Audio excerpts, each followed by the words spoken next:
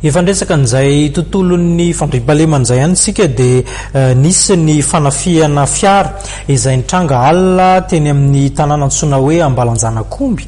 Tsy lavitra ny tanànan'ny Maheva tanàna ity tanàna antsoina hoe Ambalanjanakomby ity.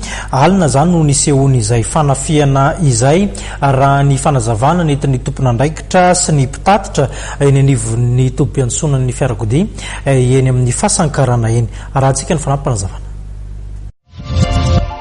Alina zany ny tena marina, izy zany ny lera mbola eo amin'ny raikiraiky amby folo alina eo amin'ny raiky amby folo alina eo.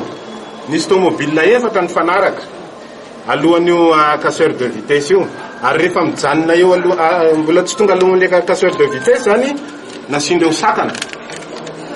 Ary rehefa tsy tafavoaka ny sakana zany le tomobile dia nivoaka amin'ny andaniny ankavisy akavanana ireo dahalo izay nampiasa fitaovam-piadiana basy sy sabatra. Ny mpamily zany ny tanany voakapa antsy.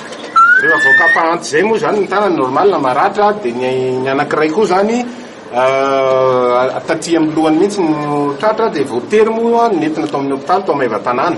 Dia ny mpandeha koa zany maro no naratra voaroba amin'ny vola ny telefônina. Ny mpandeha moa zany amin'izao efa mahafantatra ny tsy dia fandriam-pahalemana loatra izay misy hoe mitondra vola be intsony, fa ny dahalo tsy voasakana amin'izay hoe tsisy vola tsy misy vola zay. Telo zany chauffeur tomobile efatra zany tao fa ny chauffeur anankitelo zany naratra. Ny anankiroa ny tena naratra masy satria samy voa amin'ny lohany daholo zany ireo zavatra eo.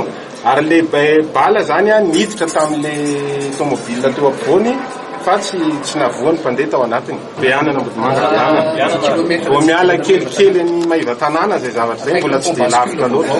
Anelanelan'ny tanàna ny Behanana sy ny pont bascule.